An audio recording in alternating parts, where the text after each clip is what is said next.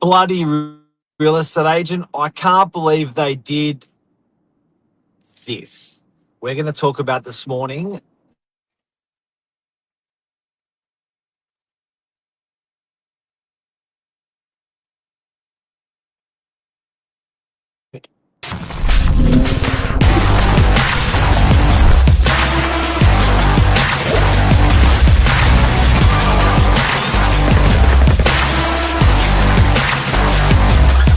I'm the ringleader, so listen up.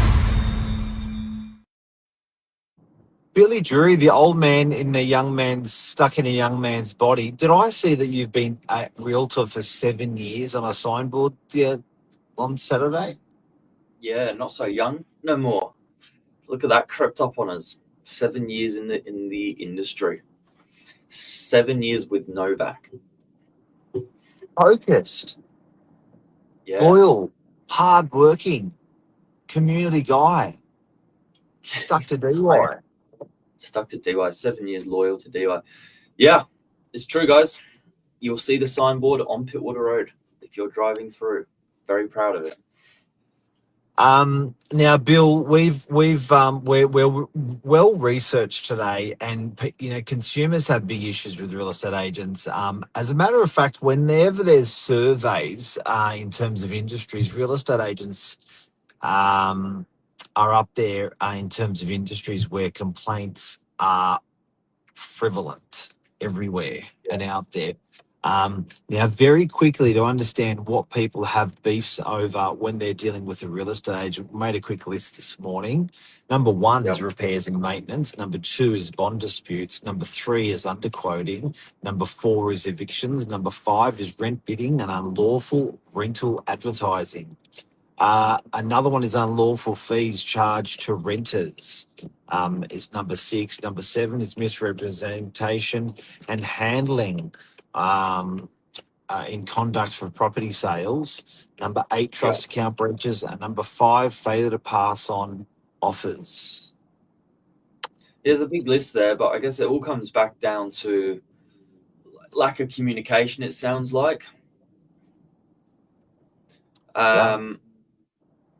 Probably where it starts, and then people not understanding where the rule book is.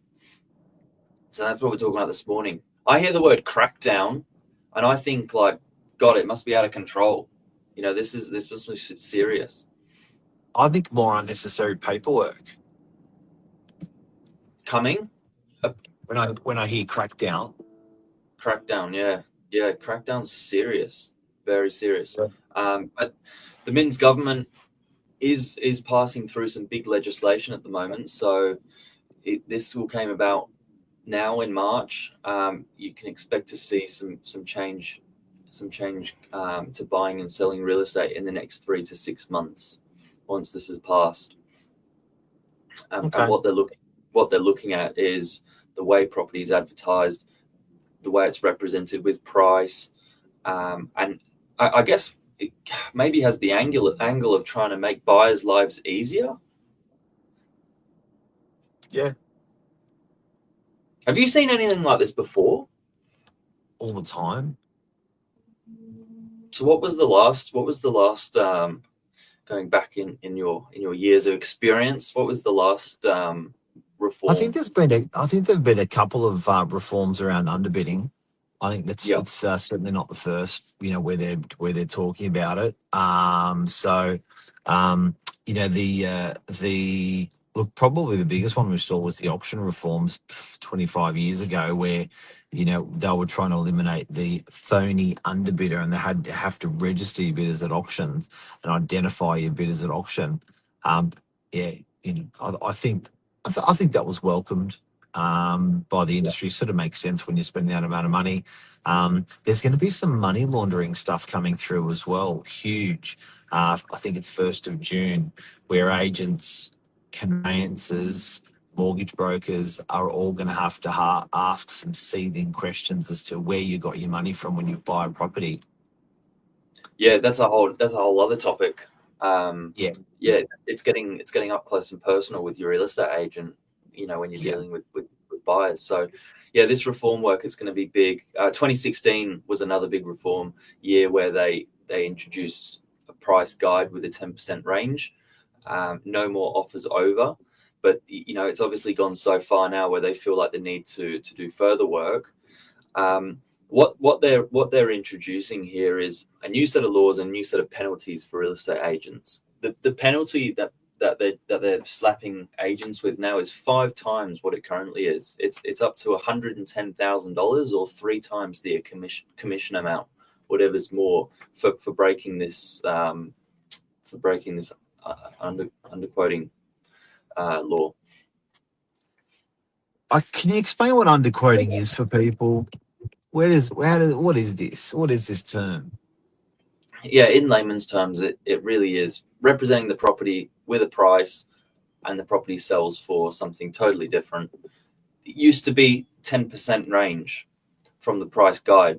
So the guide would represent the lower end of a 10% range, and it would be expected that once the agents then received offers, the market has spoken, they can update their guide accordingly to reflect where offers are coming in, and that should be within a 10% goalpost to help buyers understand where they may be able to ascertain value.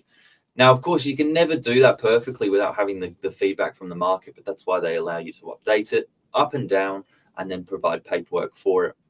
But now it's about to go a bit of a step further. They're bringing in mandatory price guides on all properties advertised, a statement of information explaining how the price was calculated, publication of comparable sales, suburb price and data to support the guide, and a ban on advertising a price lower than a previously rejected offer. That's a big one. That's a big one. Say it again. It's a big one. Yeah, it's massive. That's probably the biggest one of all. Yeah. But they've had a swing at this before, and it's obviously hasn't worked. So they're doing more now. In relation to this, what's your opinion on it, Bill? Well, I can understand and see from a government perspective, they're just trying to increase the transparency across the board with buyers and sellers all having like for like information. Yes, we've seen this before, but you've got to understand it's very different in the field. Practicing. I'll give you an example. Going back to that last point there, a ban on advertising a price lower than a previously rejected written offer. What if an owner is to accept an offer or wants an offer to come to fruition at a higher price? The terms simply don't make it work, so they reject it. But the price level is acceptable, and then they can't advertise that guide back on a property. Going forward, you could have an offer, a genuine offer, which doesn't come to fruition, or is rejected on the basis of its terms, and then screws up the campaign for the seller. I think there's going to be a little bit of struggle in the field for agents with some of the stuff. Well, I guess also there's a non-bona fide offer, whereas an offer can be produced in writing and submitted to an agent, and it's actually not a quality, ready to go offer, but it could be taken as that in the entire marketplace. So when someone puts an offer in writing, what do? Just send it on an email from a Hotmail account, and then now that in that whole $1 million campaign on that $1 million unit gets varied. It also concerns me with auctions, because often an owner will say, look, I'll take that offer at auction, but I won't take it before. So if someone offers a stupidly high offer prior to auction, and then an owner goes, yep, I'll take that at the auction, the agent over the next 3 weeks of the campaign has to advertise that stupid offer. That stupid high offer may not be bona fide. They may not be there at the auction day. So it's going to be, I think there's, this sounds like it's full of trouble on the other side of things. But I guess if everyone's doing it, it's a little bit better if all agents are doing it. Yeah, the truth is, I think for good operators, fair operators in the marketplace, they're not going to have trouble continuing the good work they're doing. A lot of agents are already providing comparable sales.